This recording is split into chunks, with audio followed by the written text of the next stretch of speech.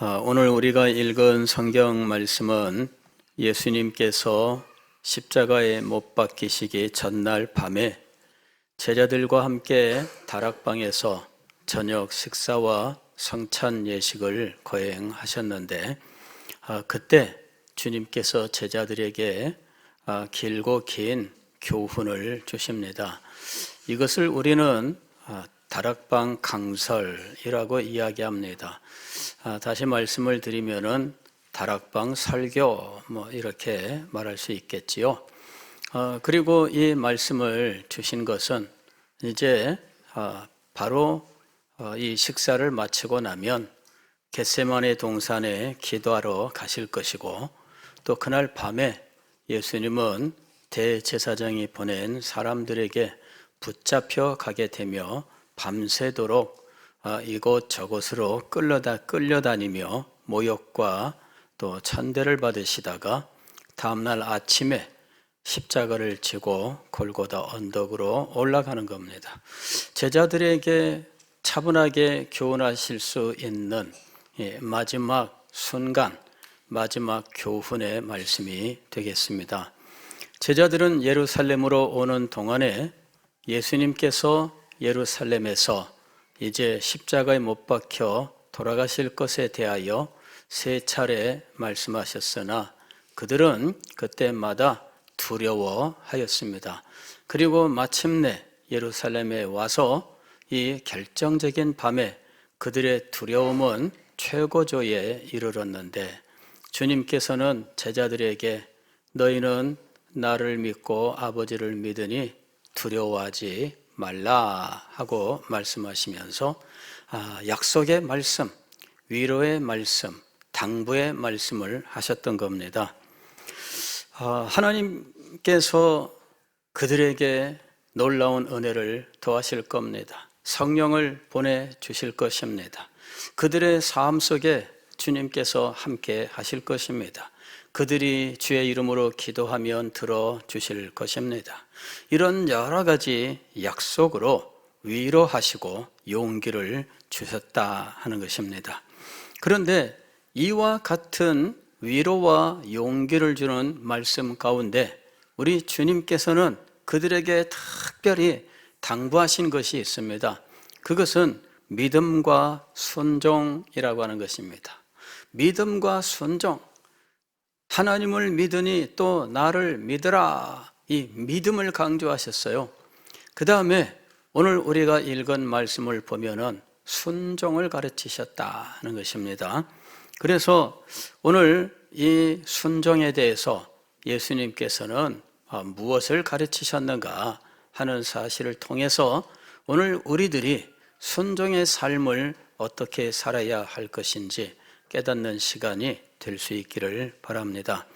14장 15절 말씀을 보면 너희가 나를 사랑하면 나의 계명을 지키리라 하고 말씀하고 있습니다.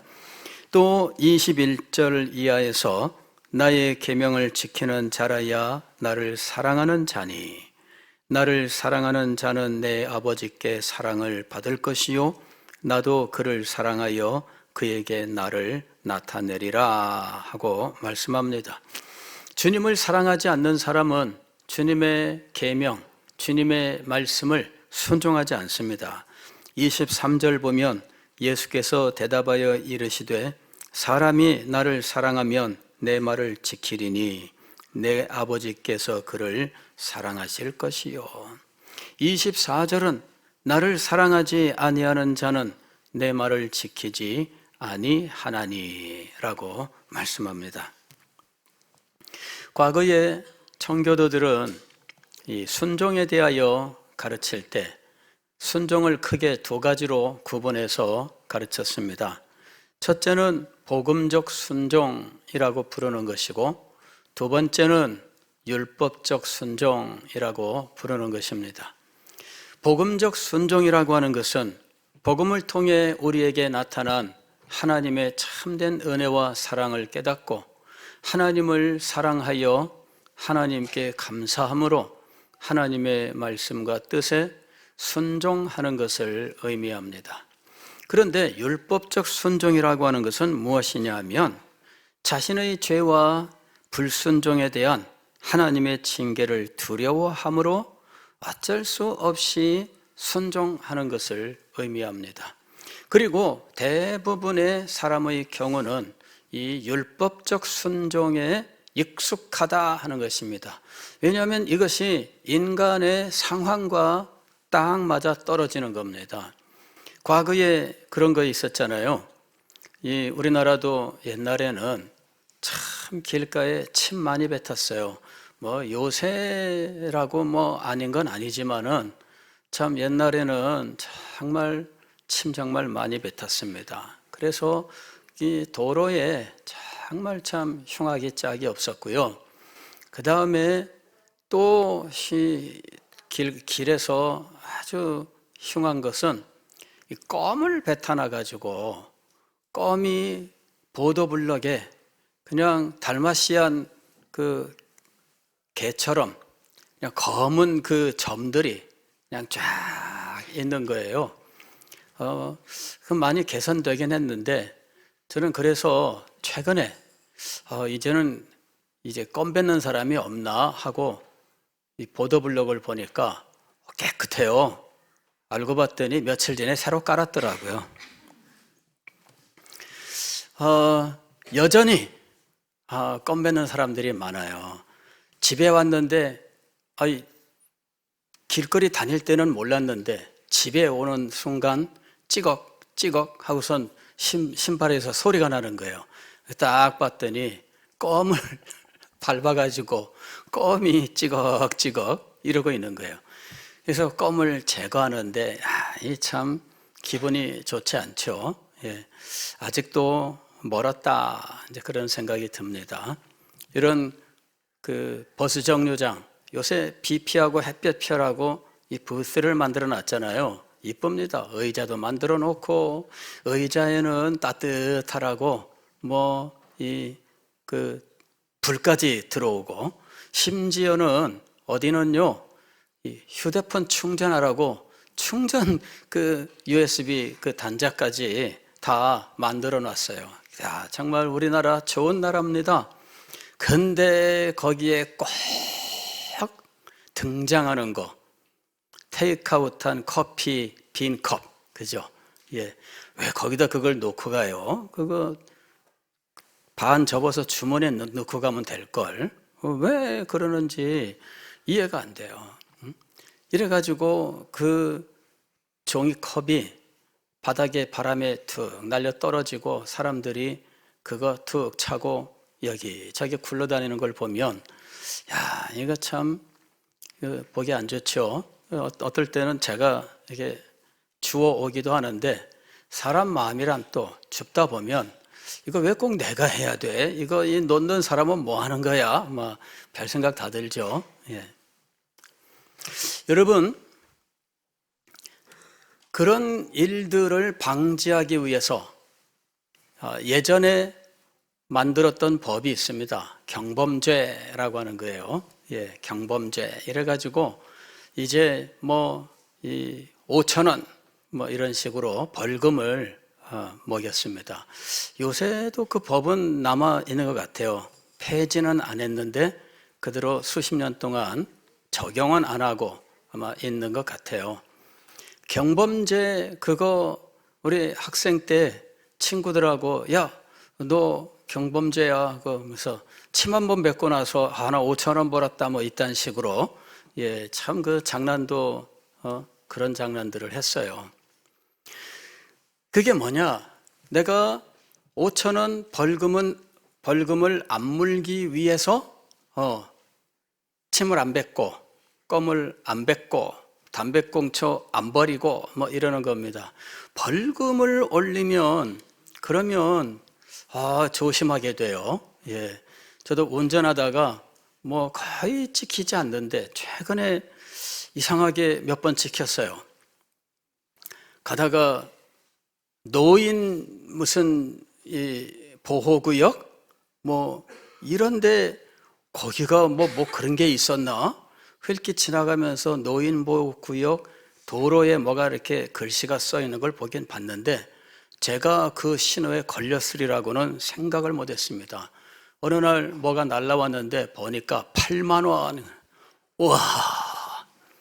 그 다음에 어딜 가다가 뭐가 날라왔어요. 그래 보니까는 어린이 보호구역 신호 위반 해가지고 8만 원 이게 날라온 거예요.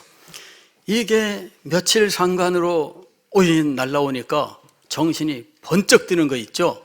와, 이게 뭔 일이랑, 아니 전혀 이런 일이 없다가 갑자기 어느 날 1, 2만 원짜리도 아니고 8만 원짜리가 2번 연달아 탁 하고 날라오니까 정신이 번쩍 드는 거예요. 운전하는데 가슴이 막 두근두근 합니다. 안 찍히나? 그러면서 이게 오히려 운전에 방해가 되는 거 있죠.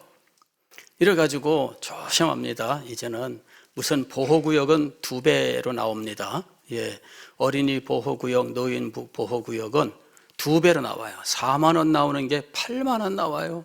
엄청납니다. 그래서 더 조심하게 됩니다. 근데 이거는 내가 이 교통 환경을 좋게 하고 그 다음에 다른 사람들에게 어떤 안전과 어떤 쾌적함을 주기 위하여 내가 즐거움으로 교통을 잘 신호를 지키고 법규를 지키는 것과는 다른 겁니다. 이건 뭐예요? 무서워서, 벌금이 무서워서 벌벌벌 떨면서 하는 거예요. 이것이 무엇과 같은 겁니까? 율법적 순종과 같은 거예요.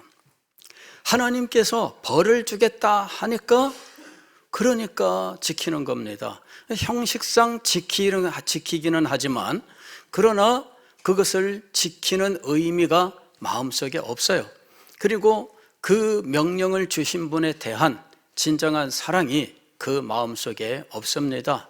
그래서 명령을 내리신 분에 대한 사랑도 없고 단지 이 명령을 어겼을 때에 내가 겪게 될 불편함, 손해, 어떤 고통과 괴로움 이런 것들이 싫으니까 이것을 그냥 지키는 흉내를 내는 거죠. 이것이 바로 형식적인 순종입니다. 이것이 율법적 순종이라고 부르는 겁니다. 또 이 율법적 순종에는 이런 것들이 있어요. 그것을 지켰을 때 약속된 유익이 있습니다. 그 유익이 눈에 보이는 거죠. 자, 이렇게 했을 때 이제 여러분에게 포상금을 줍니다 하면서 포상금의 약속이 있을 때 그때 열심히 합니다. 예, 그때 참된 마음이 아니라 포상금을 바라고 하는 거예요. 이제 이런 것들도 역시 율법적 순종에 해당되는 겁니다. 내가 얻게 될 유익과 보상의 크기가 크면 클수록 더욱더 마음을 기울여서 열심히 행하게 되는 겁니다. 그리고 그 보상이 작으면 그까짓 거 껌값인데 신경 쓰나? 그렇습니다. 보상이 크면 클수록 얻게 될 유익이 크면 클수록 더 마음을 다해서 순종하는 일이 있습니다. 이것이 바로 복음적 순종입니다. 내가 얻게 될 유익 때문에 혹은 내가 받게 될 불이익 때문에 순종하는 모습, 이것이 바로 형식적인 율법적 순종이다 하는 것입니다. 하나님은 우리에게 어떤 순종을 요구하시는가? 복음적 순종을 요구하고 계시는 겁니다. 오늘 예수님께서 가르치신 순종이 바로 그것입니다. 오늘 여기 말씀을 보게 되면 15절 이 말씀을 보면 너희가 나를 사랑하면 나의 계명을 지키리라. 이것은 사실 시내산 언약을 떠올리게 하는 말씀입니다. 시내산 언약은 계명을 지키는 자가 하나님의 백성이 된다라는 언약입니다. 그래서 이스라엘 백성들에게 계명을 지켜라 하고 말씀하신 겁니다. 그래서 이스라엘 백성들은 계명을 지켰습니다. 문제는 계명을 지켰는데 이스라엘 백성들은 멸망하고 말았습니다. 아니, 이게 무슨 일입니까? 계명을 지켰는데 왜 이런 일이 일어난 겁니까? 이스라엘 백성들이 나중에 하나님에게 따집니다. 우리가 계명을 지켰는데 이게 웬일입니까? 하나님, 계명을 지켰는데도 이럴 수 있습니까? 하고 하나님에게 따졌습니다. 그러나 그들이 깨닫지 못했던 것, 그들이 마음에 두지 않았던 것은 계명을 지킬 때 하나님을 사랑하여 계명을 지켜야 한다 하는 이 원리를 그들은 깨닫지 못했던 것입니다. 그래서 계명은 지켰는데 율법적 순종이 되었고 자기들에게 유익된 것은 지키지만 유익되지 않는 것은 지키지 않는, 자기들에게 좋은 것은 삼키지만 그러나 그렇지 않은 것은 뱉어버리는 이러한 선택적 순종으로 넘어간 거예요. 그리고 자기들의 체면과 자기들이 행한 일들이 남들 앞에 대번에 표가 날 일들은 하지만 그렇지 않으면 안 했다 하는 것입니다. 안식일을 지키는데 하나님 앞에 예물을 드리는데 이거는 누가 봐도 단번에 표가 납니다. 그거는 지켜요. 이사야서 1장에서 하나님께서 너희가 성전 문지방을 밟고만 다닌다라고 말씀하십니다. 성전 문지방을 밟고 드나들어서 이 문지방이 닳아서 없어질 지경인데 그 정도면은 이 백성이 하나님을 잘 섬기는 것이 아닐까요? 그들은 하나님 앞에 예물을 드렸는데 하나님 앞에 드리는 제물을 불태우는 연기가 성전에서 늘 자욱하게 올라왔습니다. 그러면은 하나님을 잘 섬기는 것이 아닐까요? 그런데 이사야서 1장을 보면 너는 너희가 드리는 제물 그 연기에 질력난다 이렇게 말씀하십니다. 하나님께 제물을 태워 올리는 이 연기는 향입니다. 그래서 이 향을 흠향, 기쁘게 하나님이 맡으시는 흠향이라고 부르는 겁니다. 흠이라고 하는 것은 왕과 연관된 말입니다. 그래서 흠향은 이게 최고의 존재에게 올리는 향을 가리키는 말입니다. 그런데 그 향이 질력난다 이렇게 말씀하시는 거예요. 저희 사택이 요 구덕맨션, 근데 그 바로 옆에 여기 두레마을 고깃집 그 주방에서 이 바람이 환풍구가 우리 이 사택 마당 쪽으로 이렇게 바람이 옵니다. 어떨 때 그쪽 가까이 가면 고기 냄새가 그냥 구수하게 이렇게 퍼집니다. 그래서 냄새는 많이 맡고 살고 있습니다. 고기 냄새, 그죠? 고기는 지글지글하는 그 소리와 냄새, 그죠? 이 두 가지가 어울려야 돼요. 근데 하나님께서 이스라엘 백성들에게 하시는 말씀은 나는 정말 질력났다, 싫다 이렇게 말씀하셨어요. 왜 그랬을까요? 그것이 하나님을 사랑함으로 하는 행동이 아니었기 때문이에요. 체면상 했던 거죠. 그냥 눈에 보이는 거니까 안 하면 대번에 표가 나니까 한 겁니다. 그리고 잘한다고 점수를 받을 때에도 이거는 대번에 표가 나는 겁니다. 마음속에 일어난 일들은 평가할 길이 없습니다.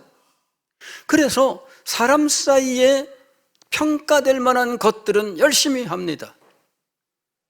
또 자기에게 유익이 될 때에는 언제나 불순종하여 유익되면 불순종을 하는 겁니다.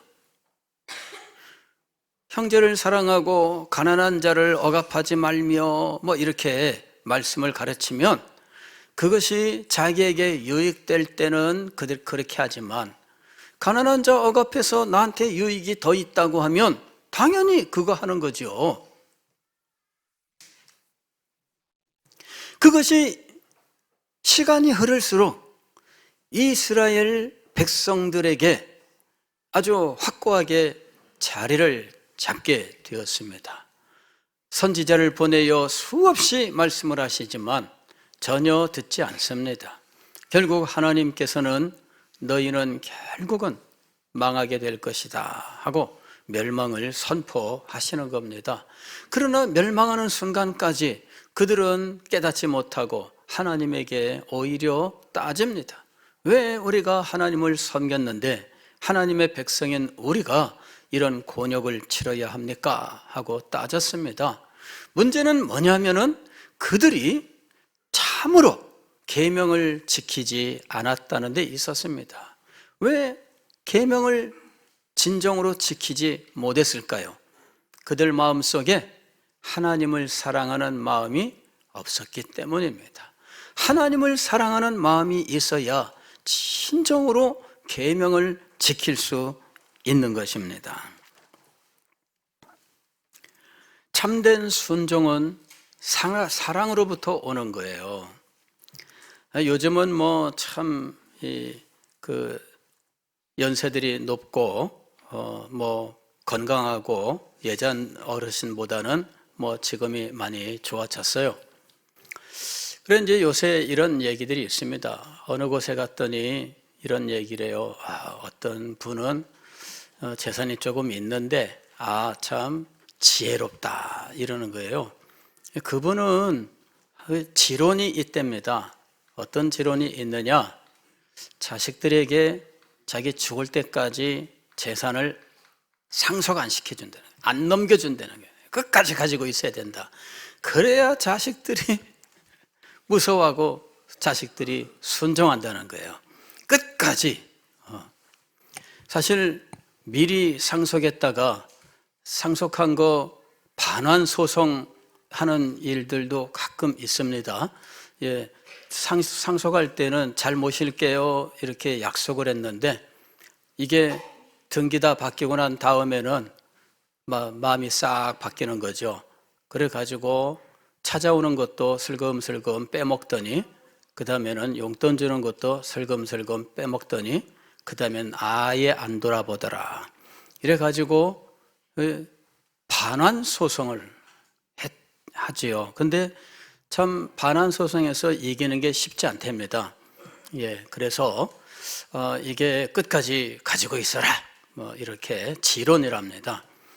그 다음에 또 어떤 사람은 굉장히 지혜로운데 이런 사람이 있답니다. 자식들에게 한 번 올 때마다 100만 원 이렇게 뭐 돈 있는 사람이니까 이래가지고 한 번 올 때마다 100만 원, 한 달에 4번 오면 400만 원, 뭐 이건 그야말로 웬만한 직장인들 그 연봉 받고 사는 거죠. 예, 그러니까 직장 안 다녀도 돼 이런 사람은. 그래서 자식들이 한 번이라도 더 올려 그런대. 일주일에 한 번 갖고는 성에 안 차잖아요. 한 번 더 오면은 200만 원이 되는 거예요. 그래서 자식들이 그냥 막 너도 나도 그냥 막 열심히 온다는 거예요. 그래서 참 지혜롭습니다 이러고 있습니다. 자, 그게 사랑으로부터 나온 것일까요? 자기가 얻게 될 유익으로부터 나온 것일까요?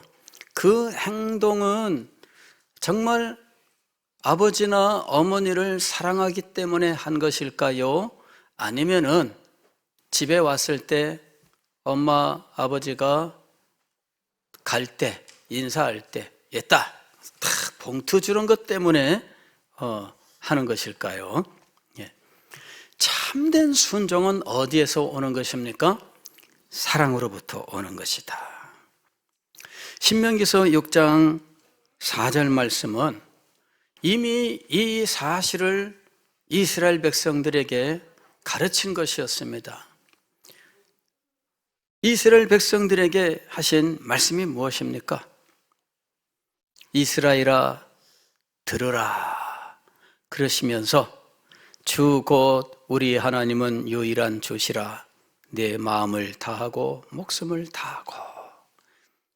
이것이 예수님께서도 가르치셨던 내용이에요.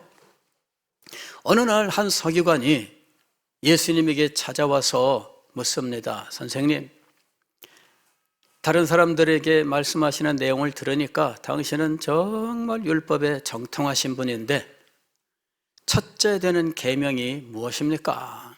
이렇게 예수님에게 묻습니다. 그때 예수님께서 율법 중에 첫째 되는 계명은 이것이다 라고 하시면서 이스라엘아 들으라, 신명기서 6장 4절 이하의 말씀을 말씀하셨던 겁니다. 주 곧 우리 하나님은 유일한 주시라. 내 마음을 다하고 목숨을 다하고 뜻을 다하고 힘을 다하여 주 너의 하나님을 사랑하라 하신 것이요. 즉 신명기서에서 모세가 이스라엘 백성들에게 시내산 언약을 지키는 참된 원리를 가르쳐 주었던 겁니다. 그 원리는 하나님을 사랑하는 거예요. 마음을 다하고 뜻을 다하고 성품을 다하여 주 너의 하나님을 사랑하라 하는 것이었습니다. 하나님을 사랑함으로 하나님의 말씀을 사랑하고 하나님을 사랑함으로 하나님의 말씀을 순종하는 것입니다. 하나님을 사랑함으로 하나님의 계명을 마음에 새기고 하나님을 사랑함으로 그 계명을 진심으로 순종하는 것입니다. 참된 사랑이 참된 순종에 이르게 하는 것입니다. 이스라엘 백성들은 바로 이 일에서 실패를 했던 것입니다. 결국은 하나님께 버림을 받게 되었습니다. 그리고 그들은 영원히 하나님 나라의 백성됨, 그 지상의 나라, 이 나라는 회복할 수 없는 상황이 되어버리고 말았습니다. 예수님 당시에 이스라엘 백성들은 메시아가 오시면 과거의 이스라엘 왕국, 다윗의 왕국을 회복할 수 있을 줄 생각했습니다. 그래서 메시아를 기다렸던 것입니다. 그러나 하나님의 계획은 다시 지상의 가시적인 하나님의 나라를 이루는 것이 아니었습니다. 하나님의 뜻은 교회를 세우는 것이었습니다. 그래서 신약 시대가 교회 시대가 되었다 하는 것입니다.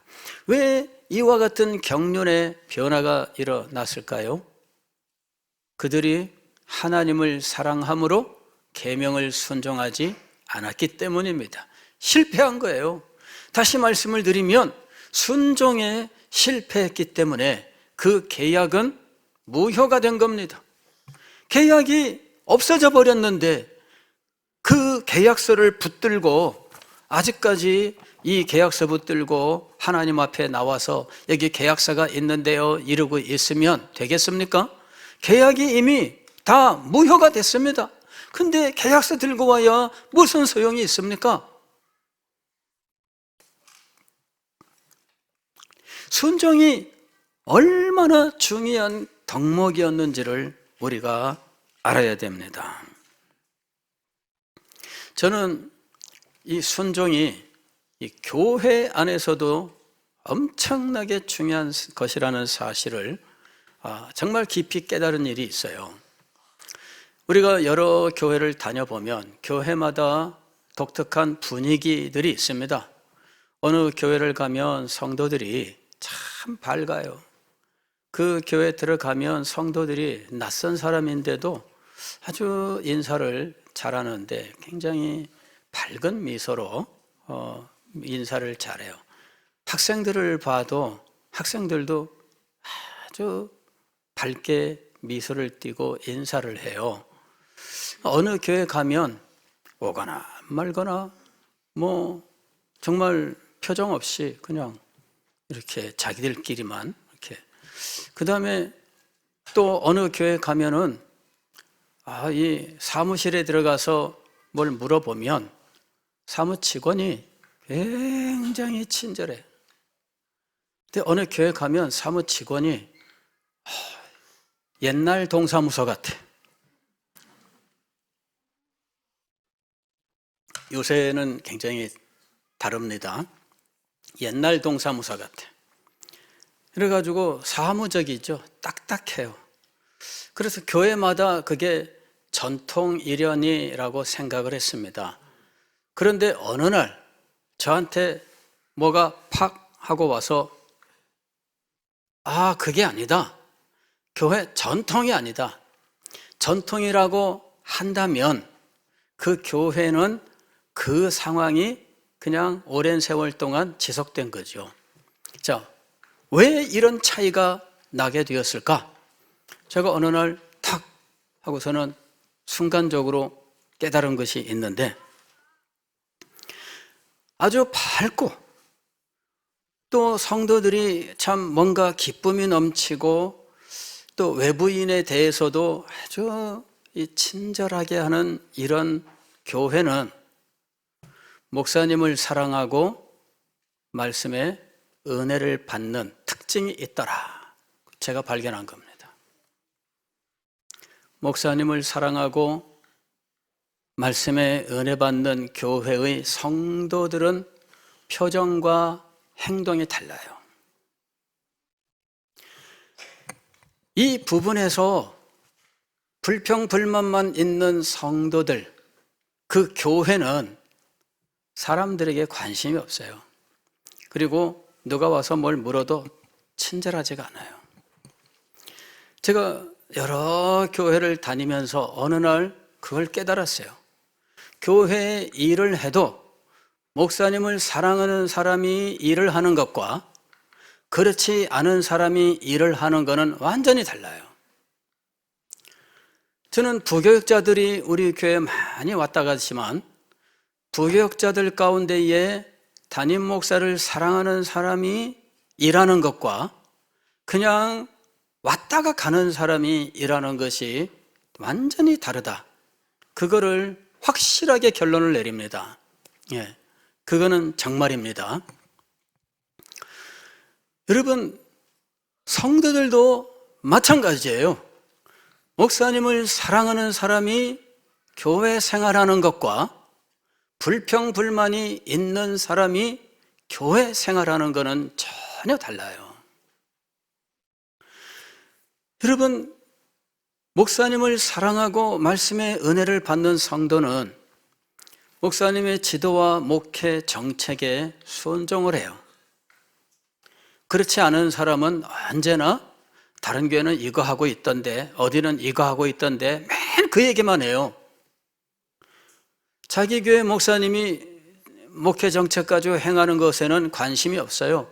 남의 교회만 이야기해요. 남의 교회는 뭐 하던데 그 얘기만 합니다. 남의 교회가 뭘 하든 기본적으로 우리 교회에서 무엇이 이루어져야 됩니까? 목사님의 지도와 목회 정책이 이루어져야 돼요. 근데 그것이 아닌 남의 교회가 뭐 하고 있고 남의 교회가 뭐 하고 있고 맨 그 얘기만 하고 다니는 사람들이 있습니다. 그렇게 말하는 분은 굉장히 똑똑한 분이겠죠. 예. 근데 순종하지는 않는 분입니다. 이게 문제예요. 똑똑하지만 무엇은 안 하는 분이에요? 순종은 안 하는 분이에요. 그것이 여러분, 하나님께 복을 받느냐 못 받느냐를 결정하고 있다는 사실을 알아야 돼요. 이게 정말 중요한 거예요. 목사님이 하나님입니까? 아닙니다. 그러나 여러분, 하나님께서 명령하신 것들을 행하기 위해서 그 교회에서 자기가 주께 받은 사명과 뜻과 또 자기가 주께 부름받은 그 부르심의 자리를 지키려고 애를 쓰고 있는 겁니다. 그 일을 사랑하고 그 일에 순종하지 않으면서 하나님은 사랑한다고 말하는 것이 합당한가 하는 것입니다. 그렇지 않습니다. 목사가 하나님이 아니지만 그러나 목사를 사랑하지 않는 사람이 하나님을 사랑한다고 말할 수 있는가? 그렇지 않습니다. 부모님이 하나님이 아니지만 부모님을 사랑하지 않는 사람이 하나님을 사랑한다고 말할 수 있는가? 그렇지 않습니다. 이 원리를 우리가 알아야 됩니다. 예. 부모님을 우리가 사랑하지 않으면서도 하나님은 사랑할 수 있다고 여러분이 생각하신다면 그건 잘못이에요. 마찬가지로 목사님을 사랑하지 않으면서 하나님은 잘 섬길 수 있다고 생각한다면 그것 또한 잘못인 것입니다. 오늘 예수님께서 이 요한복음 14장 24절에서 뭐라고 말씀하시느냐면 끝에 하반절 이렇게 되어 있습니다. 너희가 듣는 말은 내 말이 아니요 나를 보내신 아버지의 말씀이니라. 나를 사랑하는 자가 내 계명을 지킨다라고 이야기하면서 너희가 듣는 말은 내 말이 아니요 나를 보내신 아버지의 말씀이니라. 우리는 예수님께서 하나님이시다는 사실을 믿고 있기 때문에 예수님의 말씀은 하나님의 말씀 이렇게 우리는 바로 일치시켜서 받아들입니다. 그러나 하나님과 예수님이 엄연히 다른 분이에요. 하나님의 말씀을 듣는다라고 하는 것과 예수님의 말씀을 듣는다라고 하는 것이 그 당시 사람들에게 있어서 동일한 것이 아니었어요. 오늘 우리들에게는 이미 이것이 신학적으로 정립이 되어 이미 이런 교훈 속에서 우리는 믿음을 가지고 있기 때문에 여기 내 말이라고 부르는 예수님의 말씀과 하나님의 말씀을 동일한 것으로 받아들이고 있지만 그 당시 예수님의 말씀을 듣고 있던 이 시대의 제자들이나 그 시대 사람들에게 있어서는 그것이 동일하지 않았다 하는 겁니다. 그래서 24절 처음부터 보면 나를 사랑하지 아니하는 자는 내 말을 지키지 아니하나니 너희가 듣는 말은 내 말이 아니요 나를 보내신 아버지의 말씀이니라. 여러분, 오늘 우리는 참된 순종은 사랑에서 나온다라고 하는 것을 알아야 됩니다. 사랑에서 나오지 않는 순종은 율법적인 순종입니다. 그리고 그 순종은 유익에 따라서 왔다 갔다 하는 거예요. 나한테 유익이 되느냐 여부입니다. 계명을 지키지 않을 때 나한테 유익이 되면은 계명을 지키지 않아요. 나한테 유리하면 계명을 지켜요. 아니면 불이익 때문에 억지로 지키는 이런 일들이 있습니다. 이것은 하나님께서 약속하신 언약의 복을 받는 조건이 아닙니다. 하나님께서 언약의 복을 약속하셨을 때 그 언약의 복은 하나님을 사랑함으로 그 계명을 진심으로 순종하는 사람들과 맺은 것입니다. 그래서 이스라엘이 멸망한 이유는 언약을 지켰다고 생각한 그 이스라엘 백성들이 하나님에게 따져 물었으나 하나님께 버림을 받은 이유는 바로 그 이유 때문인 것입니다.